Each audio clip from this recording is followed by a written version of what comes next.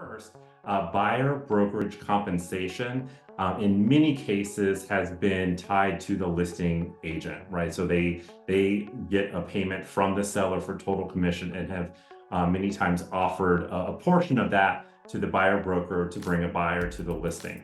So right now, like if you go to Zillow, Realtor.com, any of the websites, individual brokerage websites, when you scroll down and look at the listing information, there is a field, like all the other fields that populate from the MLS to those public sites. There's one for a buyer broker co-op fee. The language kind of might be different by market, but it's essentially usually a percentage or a total dollar amount that the listing agent and the seller are offering to a buyer broker to bring a buyer to the house. That will no longer be allowed to be in the MLS, so that MLS field will go away. So agents will not see it in the MLS, and of course, that field will not exist in the MLS, therefore cannot be populated out to a public site. A lot of these details are still working out, so there may be, there could be something that comes out in the next couple months where maybe individual sites start inputting this field, but for now, it will not be publicly promoted through the MLS and therefore the channels that it would normally go through.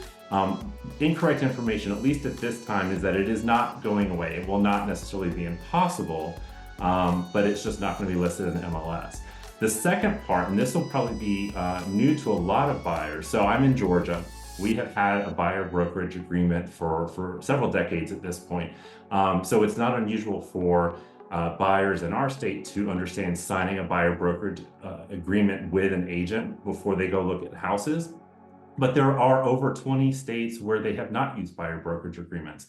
So that's the other part of this agreement. So now buyers, when you go and you start to work with an agent, you will have to sign a buyer brokerage agreement before seeing any homes. So it'll be great for transparency.